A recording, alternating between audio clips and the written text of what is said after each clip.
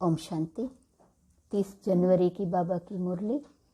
मीठे बच्चे, तुम ईश्वरीय संतान हो। तुम्हारा यह अमूल्य जीवन है। तुम्हारा ईश्वरीय कुल बहुत ही श्रेष्ठ है। स्वयं भगवान ने तुम्हें एडॉप्ट किया है। इसी नशे में रहो। प्रश्न, शरीर का भान टूट जाए उसके लिए किस अभ्यास की आवश्यकता है?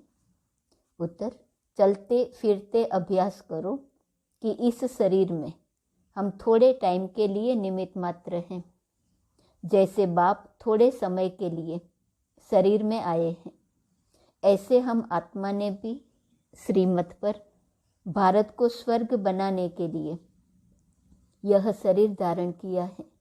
बाप और वर्षा याद रहे तो शरीर का भान टूट जाएगा। इसको ही कहा जाता है सेकंड में जीवन मुक्ति।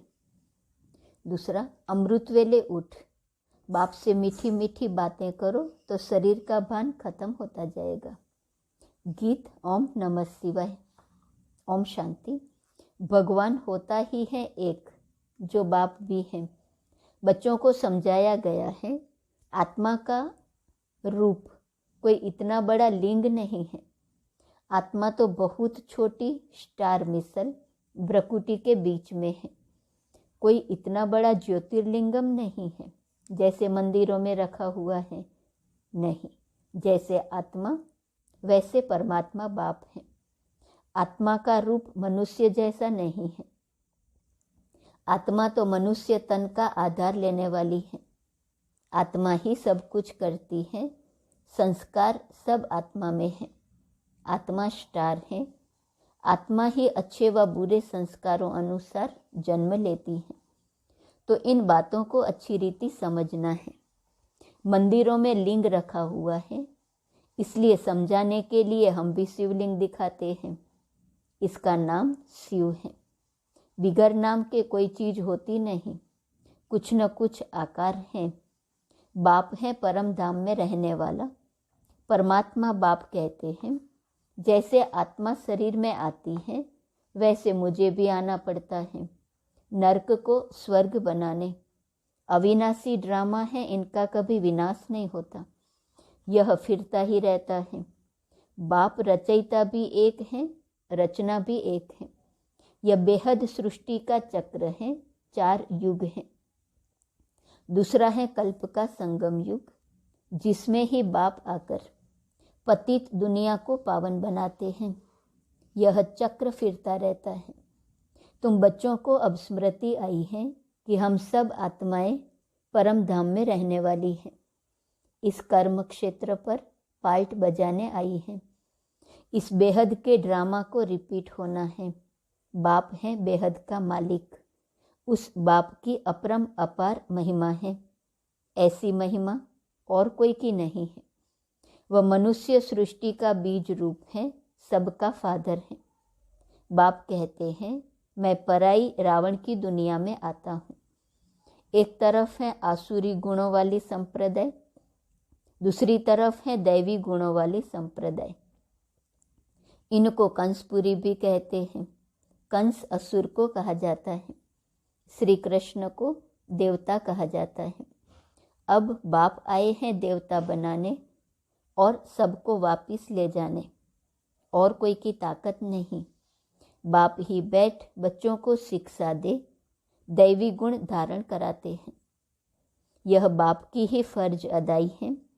बाप कहते हैं जब सभी तमो प्रधान हो जाते हैं, मुझे भूल जाते हैं। न सिर्फ भूल जाते हैं परंतु मुझे पत्थर ठिक्कर में ठोक देते हैं। इतनी ग्लानि कर देते हैं, तब तो मैं आता हूँ। मेरी जैसी ग्लानि किसकी नहीं करते। तब तो मैं आकर तुम्हारा लिबरेटर बनता हूँ। सबको मच्छरों सदृश से ले जाऊंगा। और कोई ऐसे कह न सके कि मन मना भव। मुझ अपने परमपिता परमात्मा को याद करो तो तुम्हारे विकर्म विनाश होंगे। श्री कृष्ण तो कह न सके। परमात्मा की महिमा बच्चे जानते हैं। वह ज्ञान का सागर, सुख का सागर है।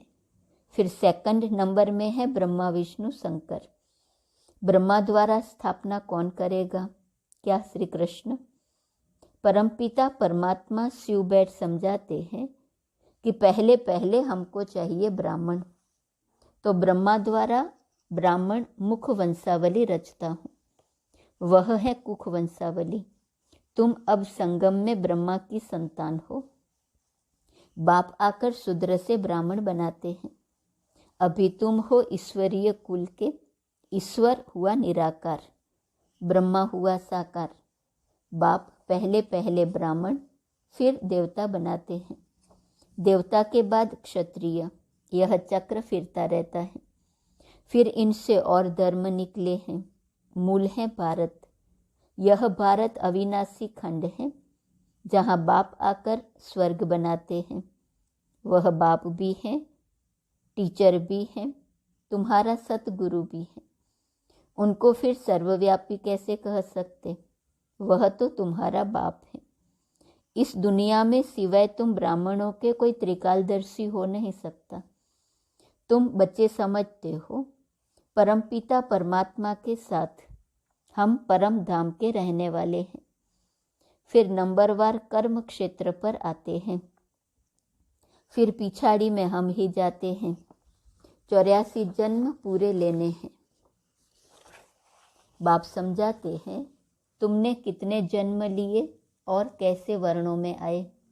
यह चक्र चलता रहता है। अभी तुम हो ईश्वरीय संप्रदाय। यह तुम्हारा अमूल्य जीवन है, जबकि तुम ईश्वरीय संतान बने हो। ब्रह्मा द्वारा बाप आकर एडॉप्ट करते हैं। बाप है स्वर्ग का रचयिता, तो खुद ही आकर स्वर्ग का मालिक भी बनाते हैं।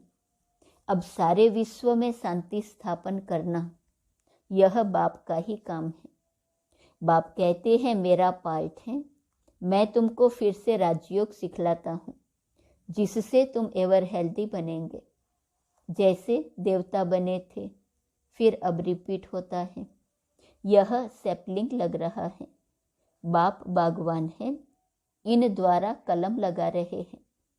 बाप सन्मुख बैठ समझाते हैं, मेरे सिकी लदे बच्चे, बहुत समय से बिछड़े हुए बच्चे, याद है ना? मैंने तुमको स्वर्ग में भेजा था। फिर तुम 84 का चक्र लगाकर अब आकर मिले हो। अब अपने को आत्मा समझ मुझ बाप को याद करो। तुमको वापिस जरूर ले जाना है। तुम चाहो न चाहो, ले जरूर जाना है। पहले आदि सनातन दैवी राज्य चला, फिर आसुरी राज्य चला। दैवी राज्य के बाद पवित्रता तो चली गई, फिर सिंगल ताज हो गया। अब तो प्रजा का प्रजा पर राज्य है। फिर दैवी राज्य की स्थापना हो रही है। आसुरी राज्य के विनाश के लिए इस रुद्र यज्ञ से यह विनाश ज्वाला प्रज्वलित हुई है। तुम पतित सृष्टि पर थोड़े ही राज्य करेंगे। अभी है संगम। सतयुग में तो ऐसे नहीं कहेंगे। अभी तुम बच्चे पुरुषार्थ कर रहे हो। कराने वाला कौन है? श्रीमत देने वाला समर्थ, श्रेष्ठ ते श्रेष्ठ है ही एक बाप। वही ब्रह्मा द्वारा स्थापना करा रहे हैं। बाप कहते हैं, मैं भारत का मोस्ट ओबीडियंट सर्वेंट हूँ। भारत को स्वर्ग बनाता हूँ। वहाँ यथा राजा रानी तथा प्रजा सब सुखी रहते हैं। नेचुरल ब्यूटी रहती है। लक्ष्मी नारायण को देखो कितने सुंदर हैं। हेवनली गॉड फादर है, हेवन स्थापन करने वाला। सारी दुनिया में गीता के लिए कहते हैं श्री कृष्ण भगवानुवाच, परंतु श्री कृष्ण तो कह न सके मन मना भव, मामेकम याद करो तो विकर्म भस्म हो। और कोई उपाय भी नहीं है। गंगा तो पतित पावनी है नहीं। वह थोड़े ही कहेंगी मामेकम याद करो। यह तो एक बाप ही बैठ समझाते हैं। बाप आत्माओं से बात करते हैं। बाप ही सबका सदगति दाता है। उनके मंदिर भी हैं। द्वापर से सब यादगार बनना शुरू होते हैं। सोमनाथ का मंदिर है, परंतु वह क्या करके गए हैं यह कोई नहीं जानते। वह शिव शंकर को मिला देते हैं। अब कहाँ शिव परम धाम के निवासी। और कहाँ शंकर सूक्ष्म वतन के वासी, कुछ भी समझते नहीं। बाप कहते हैं कितने भी वेद शास्त्र आदि कोई पढ़े, जप तप करे, परंतु मेरे से मिल नहीं सकते। भल मैं भावना का भाड़ा सबको देता हूँ, परंतु वह तो अखंड ज्योति ब्रह्म को ही परमात्मा समझ लेते हैं। ब्रह्म का साक्षात्कार हो, परंतु उससे कुछ भी हासिल नहीं होगा। कोई को हनुमान का, कोई को गणेश का साक्षात्कार कराता हूँ, वह तो मैं अल्पकाल के लिए मनोकामना पूर्ण करता हूँ। अल्पकाल लिए खुशी तो रहती है, परंतु फिर भी सबको तमो प्रधान तो बनना है। चाहे सारा दिन गंगा में जाकर बैठ जाए तो भी तमो प्रधान तो सबको बनना ही है। बाप कहते हैं बच्चे पवित्र बनो, तो पवित्र दुनिया का 21 जन्म के लिए मालिक बनेंगे। और कोई सत्संग नहीं जहाँ इतनी प्राप्ति हो। बाप ही आकर राजयोग सिखलाते हैं, तो कितना श्रीमत पर चलना चाहिए, पढ़ाई पर ध्यान देना चाहिए। बाप श्रेष्ठ ते श्रेष्ठ मत देते हैं। श्रीमत से भारत को स्वर्ग बनाना है। तुम्हें ड्रामा के राज को अच्छी तरह से समझना है और पुरुषार्थ करना है। पुरुषार्थ कर ऐसा लायक बनना है। तुम बच्चों को नशा होना चाहिए कि हम बाप के साथ स्वर्ग की स्थापना करने आए हैं। हम वहाँ के रहवासी हैं। इस शरीर में हम निमित्त मात्र हैं, थोड़े टाइम के लिए। बाबा भी थोड़े टाइम के लिए आए हैं। इस शरीर का बांध टूट जाना चाहिए। अपने बाप और वर्षे को याद करो। इसको ही सेकंड में जीवन मुक्ति कहा जाता है। बाप कहते हैं मैं आया हूँ सबको वापिस ले जाने। अब तुम अपने को आत्मा समझ सवेरे उठकर बाबा को याद करो, उनसे बातें करो। तुम जानते हो हमारे 84 जन्म पूरे हुए। अब हम ईश्वरीय संतान बने हैं, फिर दैवी संतान, फिर क्षत्रिय संतान बनेंगे। बाबा हमको विश्व का मालिक बनाते हैं। बाबा की बैठ महिमा करो। बाबा आपने तो कमाल की है, कल्प कल्प आकर हमको पढ़ाते हो। बाबा आपका ज्ञान बड़ा वंडरफुल है। स्वर्ग कितना वंडरफुल है। वह है जिस्मानी वंडर्स, यह है रूहानी बाप का स्थापन किया हुआ वंडर। बाप आए हैं श्री कृष्णपुरी स्थापन करने। इन लक्ष्मी नारायण ने यह प्रारब्ध कहाँ से पाई? बाप द्वारा। जगत अम्बा और जगत पिता के साथ बच्चे भी होंगे। वह है ब्राह्मण। जगत अम्बा तो ब्राह्मणी थी। वह है कामधेनु, सबकी मनोकामनाएं पूर्ण कर देती है। यह जगत अम्बा ही फिर स्वर्ग की महारानी बनती है। कितना वंडरफुल राज है। यह बाप अपनी अवस्था को जमाने के लिए भिन्न भिन्न युक्तियां बताते रहते हैं। रात को जागो, बाबा को याद करो, तो अंतमति सोगति हो जाएंगी। अगर पूरा पुरुषार्थ होगा तो याद ठहरेगी। पास विथ ऑनर हो जाना है। 8 को ही स्कॉलरशिप मिलती है। सब कहते हैं हम लक्ष्मी नारायण को वरें, तो पास होकर दिखाना है। अपने को देखना है कि मेरे में कोई बंदरपना तो नहीं है। उसको निकालते जाओ। देखो सारे दिन में किसको दुख तो नहीं दिया। बाप है सबको सुख देने वाला। बच्चों को भी ऐसा बनना है। वाचा कर्मणा से कोई को भी दुख नहीं देना है। सच्चा सच्चा रास्ता बताना है। वह है बेहद के बाप, वह है हद के बाप का वर्षा। यह है बेहद के बाप का वर्षा। सो तो जिसको मिलता होगा वही बताएंगे। जो अपने धर्म के होंगे उन्हों को जट टच होगा। बाप कहते हैं फिर से दैवी धर्म स्थापन करने मैं ब्रह्मा के तन में आता हूँ। तुम बच्चों की बुद्धि में है कि अभी हम ब्राह्मण हैं, फिर देवता बनना है। पहले सूक्ष्म वतन में जाकर फिर शांति धाम में जाएंगे। वहाँ से फिर नई दुनिया में गर्भ महल में आएंगे। यहाँ गर्भ जेल में आते हैं। इनको कहते हैं झूठी माया, झूठी काया। बाप कहते हैं कितनी धर्म ग्लानि की है। शिव जयंती मनाते हैं, परंतु शिव कब आया, किसमें प्रवेश किया, यह कोई को पता नहीं है। जरूर कोई शरीर में आकर नरक को स्वर्ग बनाया होगा ना। बाप बच्चों को बहुत अच्छी रीति समझाते हैं और राय देते हैं, अपना चार्ट बनाओ। सारे दिन में कितना समय बाप को याद किया। सवेरे उठकर बाप को वर्षे को याद करो। हम बेहद के बाप के साथ आए हैं, गुप्त वेश में भारत को स्वर्ग बनाने। अब हमको वापिस जाना है। जाने से पहले अपनी राजधानी जरूर स्थापन करनी है। अब तुम हो संगम पर, बाकी सारी दुनिया है कलयुग में। तुम संगम युगी ब्राह्मण हो। बाप बच्चों के लिए सौगात ले आए हैं, मुक्ति और जीवन मुक्ति की। सतयुग में भारत जीवन मुक्त था, बाकी सब आत्माएं मुक्ति धाम में थी। बाप हथेली पर बहिष्ठ ले आए हैं, तो जरूर उसके लिए लायक भी खुद ही बनाएंगे। हथेली पर बहिष्ठ लाए हैं तो लायक भी बनाएंगे। अच्छा, मीठे मीठे सिकिलदे बच्चों प्रति माता पिता बाप दादा का याद प्यार और गुड मॉर्निंग।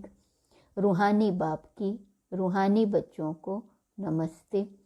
रूहानी बच्चों की रूहानी बाप को नमस्ते नमस्ते नमस्ते। धारणा के लिए मुख्य सार। पहली पॉइंट, सदा इस नशे में रहना है कि हम बाप के साथ स्वर्ग की स्थापना के निमित्त हैं। बाप हमें विश्व का मालिक बनाते हैं। दूसरी पॉइंट, बाप समान सुख देने वाला बनना है। कभी किसी को दुखी नहीं करना है। सबको सच्चा रास्ता बताना है। अपनी उन्नति के लिए अपना चार्ट रखना है। वरदान, निमित्त और नम्र चित्त की विशेषता द्वारा सेवा में फास्ट और फर्स्ट नंबर लेने वाले सफलता मूर्त भव। सेवा में आगे बढ़ते हुए यदि निमित्त और नम्र चित्त की विशेषता स्मृति में रहती है तो सफलता स्वरूप बन जाएंगे। जैसे सेवाओं की भागदौड़ में होशियार हो, ऐसे इन दो विशेषताओं में भी होशियार बनो, निमित्त और नम्र चित्त। इससे सेवा में फास्ट और फर्स्ट हो जाएंगे। ब्राह्मण जीवन की मर्यादाओं की लकीर के अंदर रहकर स्वयं को रूहानी सेवाधारी समझकर सेवा करो तो सफलता मूर्त बन जाएंगे। मेहनत नहीं करनी पड़ेगी। स्लोगन, जो बुद्धि द्वारा सदा ज्ञान रत्नों को धारण करते हैं वही सच्चे होली हंस हैं। आज का स्वमान 30 जनवरी। मैं गुण मूर्त आत्मा हूँ। चिंतन, ब्राह्मण जीवन में गुण दान कैसे करें। योग अभ्यास, मैं आत्मा बाप दादा के साथ कंबाइंड हूँ। बाबा से सर्वगुण व शक्तियों की रंग बिरंगी किरणें मुझ पर पड़ रही हैं। मैं आत्मा बाप समान गुण मूर्त बनकर सर्व को गुणों का दान कर रही हूँ। ओम शांति।